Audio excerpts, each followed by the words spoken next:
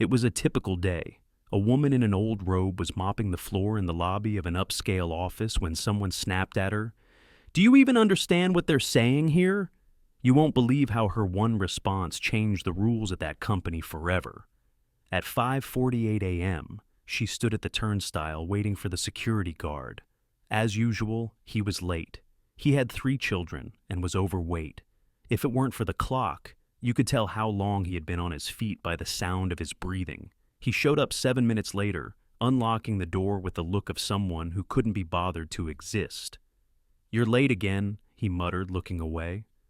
"I just don't have the keys," she replied calmly.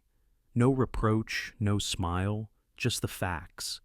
The 18-story office complex looked like a glass box, forgotten on the asphalt in the morning haze. Not a single window could be open. Climate control, security system, motion sensors, alarms at every turn. Where Salima worked, the lights only came on after she entered. There was no automation, just old switches and heavy mops.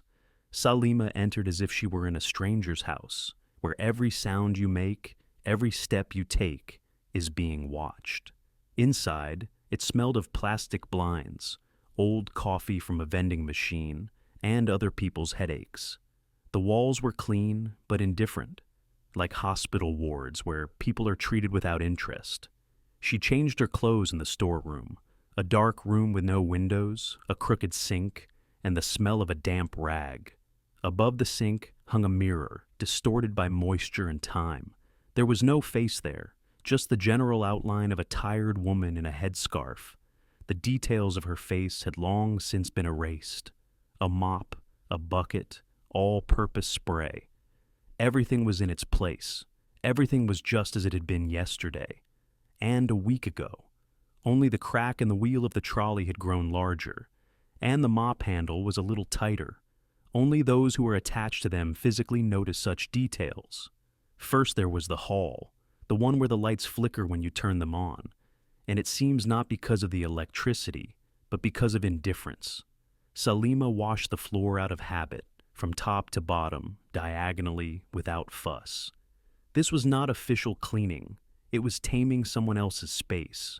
No one noticed how much cleaner it was after she had finished, but they did notice if there was any dust left. When she reached the elevators, the first face appeared on the screen. Someone from finance. A man with a briefcase, a tie, and a perpetually frowning expression, as if his shoelaces were tied the wrong way. "Be careful," he said, stepping around the bucket, "or you'll be looking for the culprit later." She nodded. He didn't wait for a response. He never knew her name, just cleaner. Or, at best, woman. Salima wasn't offended. She had long since passed that stage. Being offended is when you still have something to hope for. Now, it was just movement, mechanical, learned, not tired from physical exertion, from the lack of dialogue, when you were not heard even when you were silent very loudly. The 3rd floor was the quietest.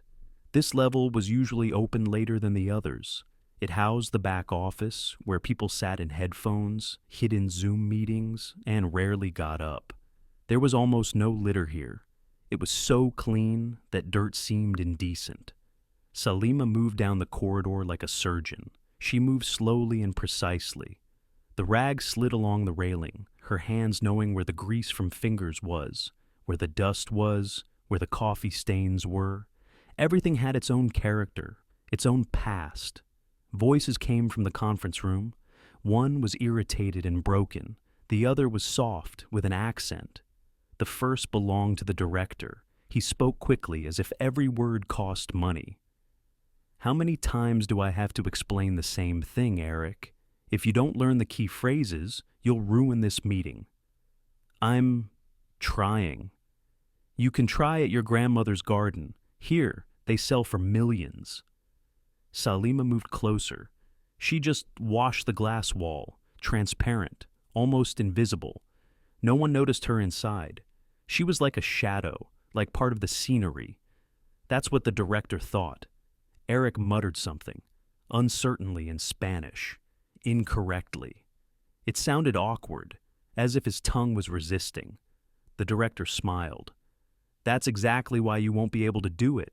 No one will understand this gibberish."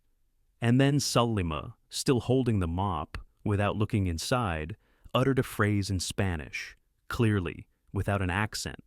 And, without waiting for a reaction, she added another in French. The same phrase, then in German, then in Arabic. All in the same tone, as if she were reading the dinner menu aloud, without provocation, without arrogance, just so he would know. The room fell silent, dead silent, almost palpable, like in a classroom when the teacher accidentally overhears what the students are whispering behind his back. The director came out. The door closed sharply behind him with a click. He stopped in front of her. He was silent for a few seconds. Then he said, "Get to work. This isn't a language class." And he left. Her heart wasn't beating any faster. Her hands weren't shaking. Only the taste remained on her lips, like dirty coffee splashed in her face. Not because she had answered, but because they had heard her and pretended not to. She wiped the mop on the edge of the bucket. The water turned cloudy, as if it had taken on someone else's deafness. That evening, she didn't talk to anyone. Not to her son, not to her neighbor, not even to herself. She just sat in the kitchen and watched the water boil in the old metal kettle for a long time. It had started hissing long before it boiled, as if warning her, "Don't boil me over trifles." The apartment was warm but cold. There was no comfort or warmth in it. White walls, yellow light from a single lamp, old laminate flooring that creaked at the bathroom door. All the furniture was from classified ads. Free to a good home. No one ever came to visit, and no one ever invited her over. She didn't insist. Her son, Malik, did his homework, silently. He was smart for his age. At 7, he understood when it was better not to disturb his mother. Sometimes he would ask, "What did you do before?" Sometimes he didn't ask. He just watched her fix the socket or iron his shirt. And there was more in that look than he could express in words. Salima held the mug with both hands. Not because it was cold, but because it was easier not to move. Old phrases spun around in her head. From her student days, from lectures. She remembered how she had translated a foreign lecture on linguistics for an audience of 400 people. Back then, her voice hadn't even trembled. Now her hands were in rubber gloves. A mop, a bucket, the director's comments. "Get to work. This isn't a language course." Those words stuck in her body, not in her head, in her shoulders, her neck, her back, like a residue, like a day not lived. She didn't expect applause, and yet, even ridicule would have been better. Ridicule is at least a reaction. This is erasure, wiping her face clean, turning her back into a rag. She went to bed late. Her son was already asleep. The room smelled of old clothes and dust. The sheet was a little scratchy, synthetic, but there was no money for new ones, and no strength to complain. In the darkness, she whispered phrases in different languages, the same ones over and over, like a spell, like a reminder to herself. You're not just a cleaner, you're a person who speaks, and knows, and remembers. But even she didn't quite believe it. All there was the morning. Again with a mop, again in the shadows, and the knowledge that shadows don't talk. They are only wiped away if they are too noticeable. In the morning, Salima arrived as usual, 20 minutes before the start of her shift. The storeroom smelled of floor cleaner and damp gloves. The light only came on after she pressed the switch 3 times, as if even the electricity was wondering whether it was worth starting the day. She was silent. Not because she was offended, because everything inside her felt like crumpled paper. Words had lost their shape. All that remained was work, and her body. But already in the hall, she felt that the air had changed. People weren't looking her in the eye. Some people walked by faster than usual. Even the security guard, who was usually always ready for small talk, just muttered something and left. On the 3rd floor, there was a group in the conference room again. Only now they weren't interns, but managers. Salima didn't listen closely, but she heard her name. It was said evenly, with emphasis. That's how people usually talk about someone who is standing out. 10 minutes later, Melissa, a manager from HR, approached her. She was young, with perfectly styled hair and a tone that suggested, "I'll calm everything down for you." "Hi, Salima, do you have a minute? I'm on shift.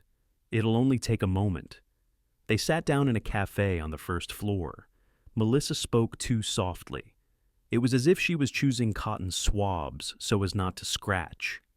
"We were thinking," she began. "You certainly surprised everyone. In a good way. Many people are curious about where you came from." "Came from where?" "Well, smart, educated. You're a translator, right?"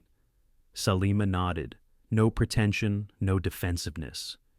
"You see, you raise questions. People don't understand who you are, why you're here, and some people are starting to feel uncomfortable. Because I speak other languages?" "No, no."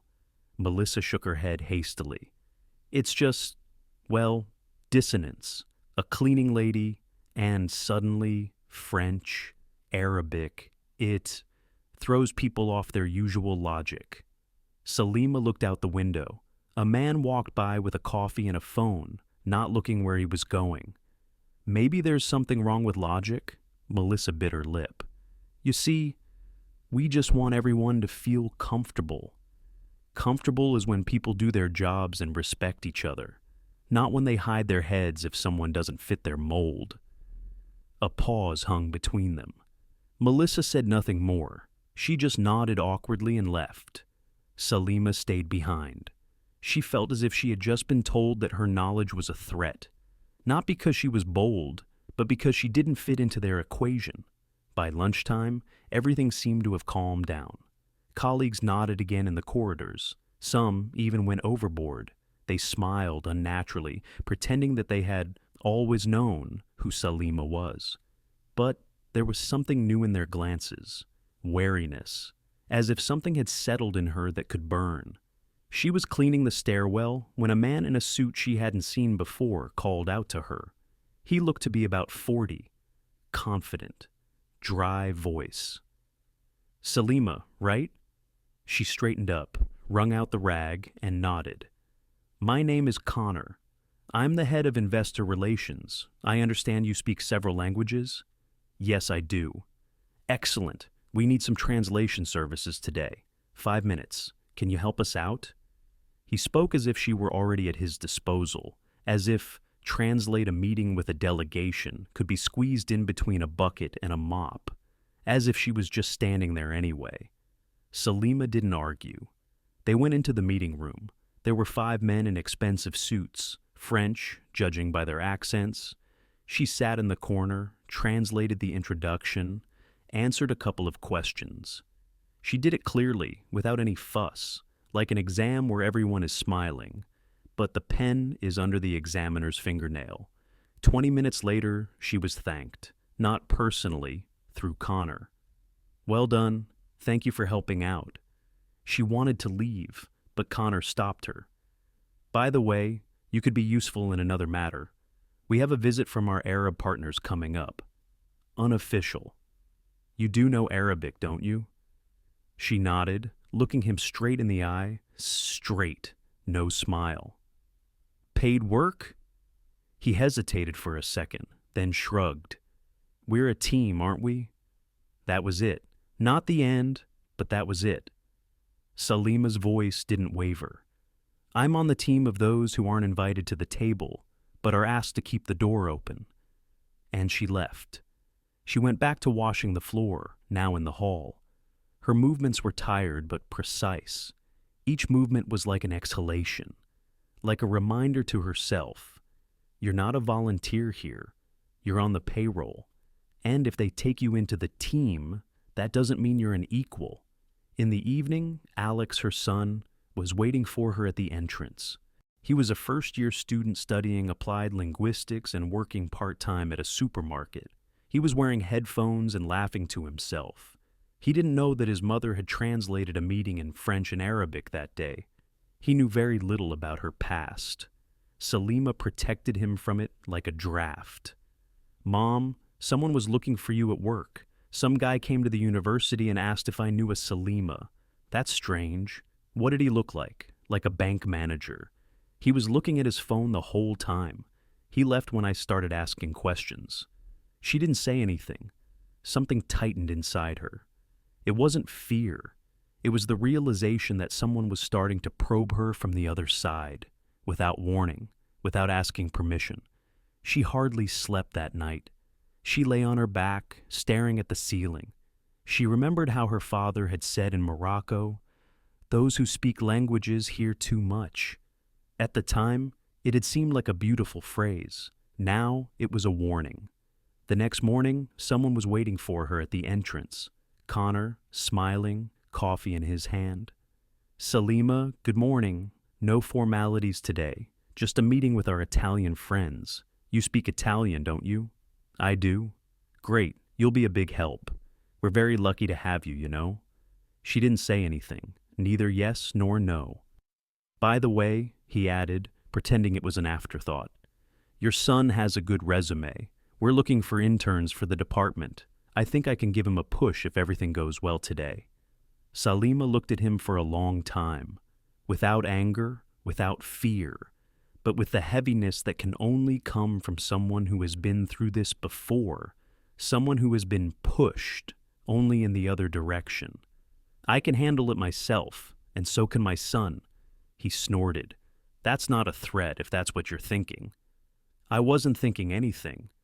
I'm just not used to my child's future depending on other people's moods." He spread his arms, as if to say, "Whatever you want." And he left, sipping his coffee. Without even saying goodbye, Salima remained where she was. Next to her was a bucket. On the floor was the reflection of a lamp. Somewhere deep in that spot was her own reflection. Too dim, too blurry. It all started with a smell. The old corridor on the third floor smelled like fish. Someone from the cafeteria had spilled something near the storage room. Salima walked with a rag, barely looking at her feet. She was not herself, not because she was distracted, but because of everything that had built up inside her.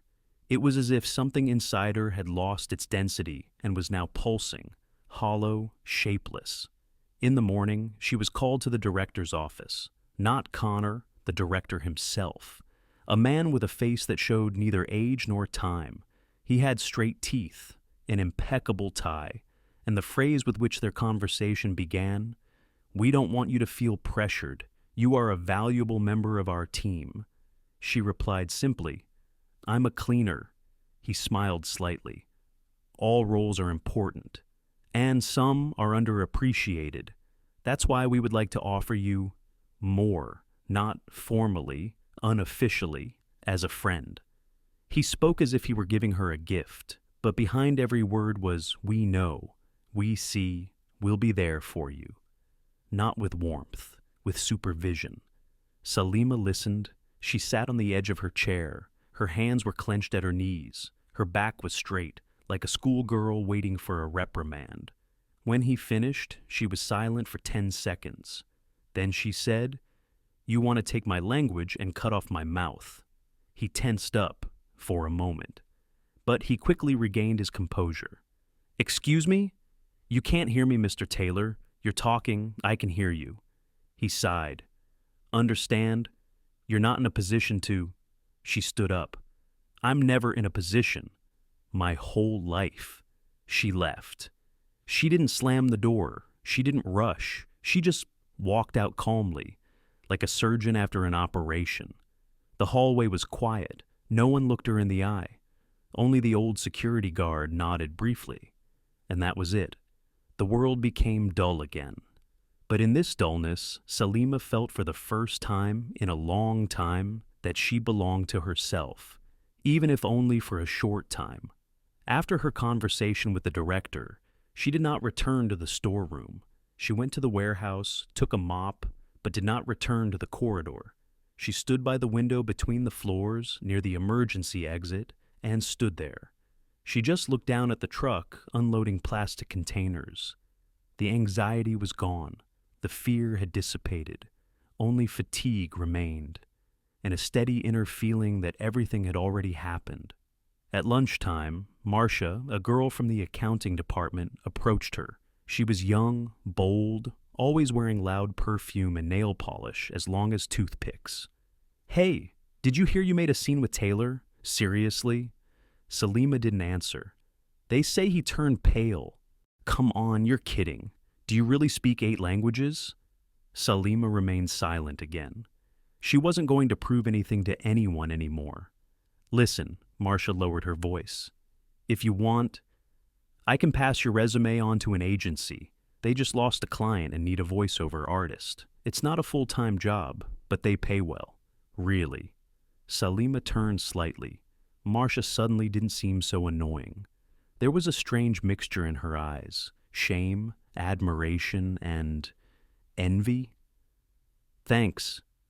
She didn't say anything else, just thanks. In the afternoon, she got a call from security. They asked her to go to the gate. A young guy in a white t-shirt was standing at the entrance, not a student, not an employee. He was holding a note in his hand. "You were right. Sometimes silence is also a language, but not always. Call me if you change your mind." Signed, Richard. She knew who it was. One of the guests from the previous meeting. The same one who looked at her not as an assistant, but as a living person. He shook her hand as he left. Salima took the piece of paper, folded it, and put it in her pocket.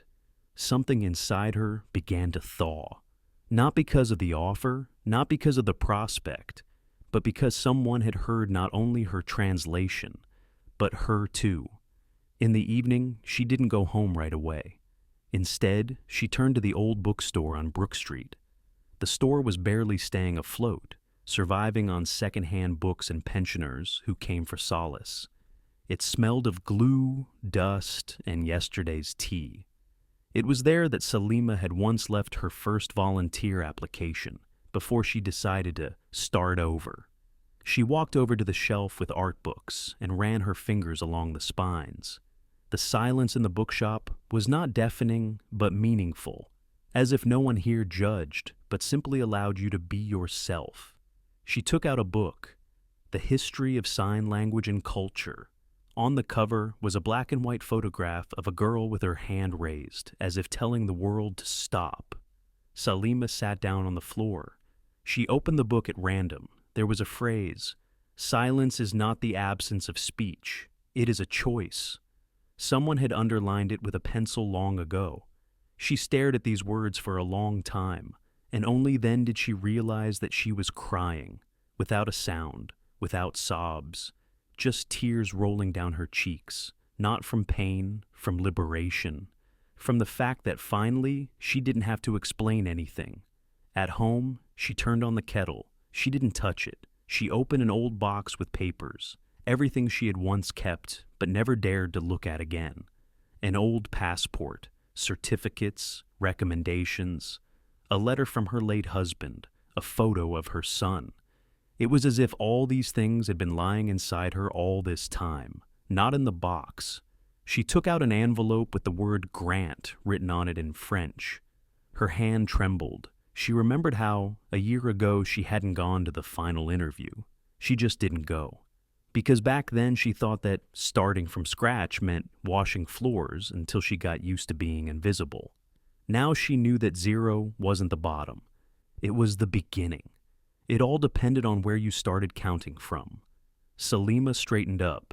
She walked over to the mirror. Her face was tired, but her gaze was different, not brighter, but firmer. Tomorrow she would go to work again, to mop the floor, because that was how it was for now. But now she knew that this wasn't everything, and it wasn't the end. The next morning, Salima arrived early, much earlier, at 6. There was not a single employee in the building yet. Only a security guard in a blue vest, to whom she nodded without saying a word. As usual, he did not respond. He just raised his eyebrows, as if to say, "You again?" She picked up a mop and a bucket, but did not go to her usual area, not to the technical corridor where she usually started. Instead, she went to the main hall, to the glass staircase and wide panels, which were the responsibility of another cleaner. It was clean there, but she started cleaning again anyway. Not because it was dirty, because she needed to stand there, to be visible, not to disappear. By 8 o'clock, employees began to pass by her. Several nodded. One guy from tech support stopped. "Hey, aren't you supposed to be cleaning over there?" "I clean where I stand," she replied calmly, continuing to move the mop. He shrugged and walked away. But he stopped at the end of the hallway. He looked back. He understood something. Anne walked on. At 9 o'clock, Taylor came out. He was wearing a charcoal-colored suit with a bright blue tie. He walked quickly and confidently, but when he noticed Salima, he slowed down. There was no anger on his face, only annoyance. It was as if her existence was interfering with his schedule. He stopped beside her. He looked at the wet floor. "This isn't your area." "Yeah, right." Taylor exhaled slowly. "Listen, I don't want to make a big deal out of this. Just stay where you're supposed to be." "That's what I've been doing all year," Salima said. "I've been where I'm supposed to be, in the shadows, behind the door, with my head down. Enough." He didn't answer. He just looked away. Then he walked past her. The water hadn't dried yet, and his boots left marks, loud like a challenge. Salima didn't wipe them away. In the afternoon, she was called to the administrative department, not over the loudspeaker, via email, officially, strictly. "Please come in for clarification of your employment status." Signed, Assistant Director of Internal Administration. The office she found herself in was stuffy. It smelled of coffee, old papers, and other people's skin. A woman in her 50s sat at the desk, her hair neatly combed, her fingers twitching nervously. Next to her stood a man in a suit who hadn't removed his badge from a conference held 3 weeks earlier. "Miss Rahman," the woman began, "we have reports that you have changed your cleaning sector without permission." Salima nodded. No surprise, no remorse. "Please explain why," the man interjected, trying to sound friendly. "The schedule has been approved, and, as you understand, every employee must be where they're told," Salima finished. "Yes, but if a person stops being a piece of furniture, for some reason it causes panic." The woman tensed. The man leaned forward slightly. "We just want to understand, Salima, what happened. You've been working for us for almost a year. No complaints. On the contrary, we're grateful to you. Just why?" Salima looked at them.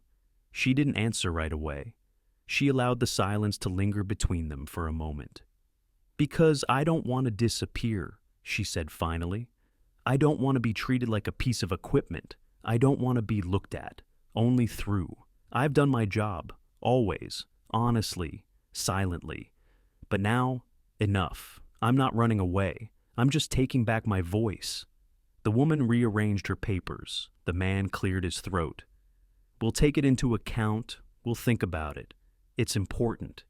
It's just, procedure." "Yes, that's where it all starts, with procedure," Salima nodded, and then with silence. She stood up and left. She didn't slam the door. She just closed it gently, quietly, and didn't look back. No one was waiting for her in the hallway. But as she passed the cafeteria, she saw one of the security guards, the one who always looked through the window, look away, but not immediately. It was as if he recognized her, and that was new. The next day she received a letter. From Human Resources. No reprimand, no threats. Just, "We have received an internal request for possible additional qualifications. Please clarify if you have other skills that are not reflected in your original application. Signed, HR Specialist." Salima did not respond immediately. Not because she was afraid, but because she was weighing things up. Not her strengths, but the price. The price was not in hours or salary. The price was in opening the doors again. And she had only just closed them. She had protected herself. But in the evening, when she returned home, she took out an old notebook. It was worn and stained with coffee. On the first page was the university stamp, barely visible. She flipped through the pages. Spanish, French, a little Hebrew, notes in Russian, phrases with annotations, mistakes underlined in red. This was her life. Before she agreed to become invisible, Salima put the notebook on the table. She sat down opposite it. She looked at the cover, and suddenly she smiled. Not broadly, not with relief, with irony, because she realized that everything that had been suppressed was not dead. It was just waiting, like a seed under the asphalt. The next morning, she went to work early again, but she didn't take the mop. She took the keys to the archive and went there, as instructed yesterday. She had to tidy up the documents, and while she was sorting through the boxes, she heard a voice behind her. "Miss Rahman?" She turned around. Marcia was standing in the doorway, but she wasn't smiling anymore. She was holding a paper cup of coffee in her hands. "I thought, you probably don't have time to go out. Take it if you want." Salima looked at her for a couple of seconds, then she took it. She just said, "Thank you." No familiarity, no smile, but no resentment either. On Friday, a projector was set up in the lobby, a big screen, a gray sofa, a coffee machine nearby. Once a month, the company held an open presentation day where each department could talk about what they were working on. It was usually just for show. No one listened. Everyone was waiting for lunch. Salima wasn't planning on going, but half an hour before it started, she received another letter, this time from the director's office. "If you can, please join us. The topic will be internal potential and the role of underappreciated employees. We would appreciate your attendance." No signature, just the initials DT. She sat in her archive room with a wet rag in her hand. The letter stared at her from the screen, and suddenly it became clear. This was an invitation, but not for the sake of propriety. It was a challenge, a test. She put down the rag, washed her hands, tidied herself up as best she could, gathered her hair, smoothed her shirt collar, and went. When she entered the hall, people were already seated. Taylor was sitting in the front row. His shoulders were tense, his lips pressed together. He was holding a plastic folder in his hands, but his gaze wasn't angry, more like empty, like a person who understands that the moment is passing and cannot be brought back. The moderator came out. He said hello. He thanked everyone for coming. He said a few introductory words. Then he gave the floor to someone from HR. A woman in a strict suit talked about a new initiative, to look for talent not only among job seekers, but also within the company, among those whom no one asks. "We've noticed that often those who are silent know more than those who speak," she said. "And if we don't want to lose truly valuable employees, we'll have to learn to listen." At that moment, the screen flashed. A slide presentation appeared. The first line read, "Eastern languages, from Arabic to Urdu, 6 years of teaching experience. Written translation, simultaneous. English proficiency test, level C2. And below that was a name, a real name, no titles, no embellishments, just Salima Rahman. The room fell silent. Even the coffee machine stopped bubbling, as if it sensed that this was not just a presentation.